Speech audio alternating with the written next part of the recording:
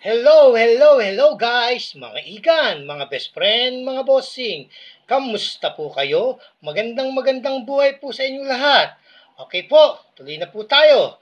Ang ating pong pag-uusapan ngayon ay ang 2003. Yan, 2003, 1 piso Serizal, Republika ng Pilipinas. Etong sa 2003 to, may mga ano to eh. Merong ano rito merong rare sa 2003 to ha. Pero meron akong nakuwang impormasyon doon sa malaking tindahan ng coins sa Amerika. Ipinagbibili niya po at pinapabid ang kanyang 3 pirasong 2003. Yan, titignan na po natin ha. Pupunta na po tayo ng eBay. eBay, yan. Ang kanyang mga coins, yan. 3 pirasong 2003. Okay? 3 pieces, 3 pieces, 1 piso coins from the Philippines, 2003. Pinabibid niya ng $29. Pero ipinagbibili niya rin po ng ng $38. Buy it now. Kung may bibili ng $38, ibibigay niya na, parang ganyan yan, buy it now eh. Pero pinabibid niya muna ng $29, nag-uumpisa sa $29. Malaki yun ha. 2003.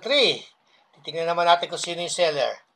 Ang seller ay, about this seller, Raw M67, 0, member since 2020, location Philippines. Abay, Pilipino ang Pilipino ang seller. Mayroon na naman nakapasok sa, doon sa malaking tindahan ng coins sa Amerika, doon sa eBay mayroon na naman nakapasok na Pilipino. Hangad ko ang iyong tagumpay sa pagtitinda ng coins. Congrats sa'yo Medyo pinagbibili niya $29, $38, bigay niya na. Pinabibid niya ng $29.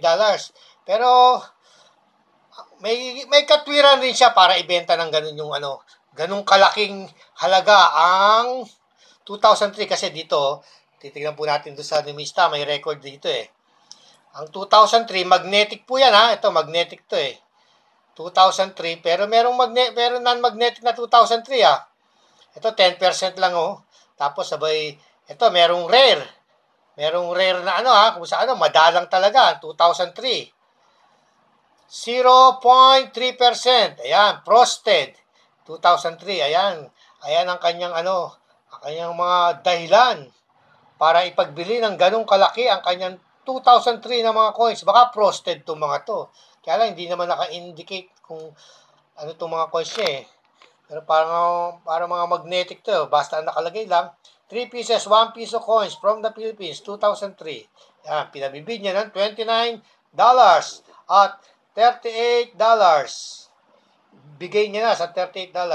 Ayan, ang aking impormasyong nakuha mula sa eBay. Ayan. Yung kanyang 3 piraso. Ayan. Ito po, itong nasa gitna ng 2003 to, ito frosted to.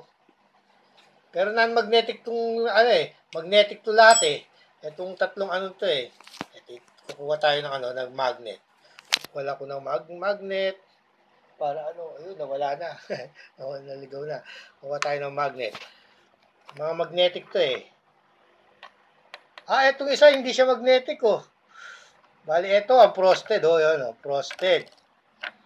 Tapos, itong isa, magnetic rin. Ayun. Bali, yung dalawa yung magnetic kung 2003. Ayun pala yun. Yung isa pala, hindi magnetic, pero magandang klase, Ayan. Mga 2003. Bali, ito po yung frosted, Ito. Itong ganito, frosted. Yung makintab na makintab. Kaya lang, hindi na siya makintab gaano eh. Ayan. Okay po. Sana ay nakapagbigay ako ng konting impormasyon, konting aliw para sa pangungulekta ng coins. Ang mahalaga, alam natin kung magkano ang value, presyo ng mga coins na ating hawak. Okay po, hanggang sa muli po, lagi po nating tatandaan, ang mga barya ay bahagi ng kasaysayan. At tayo po ay bahagi ng kasaysayan ng Pilipinas. Bye for now. Don't forget to subscribe.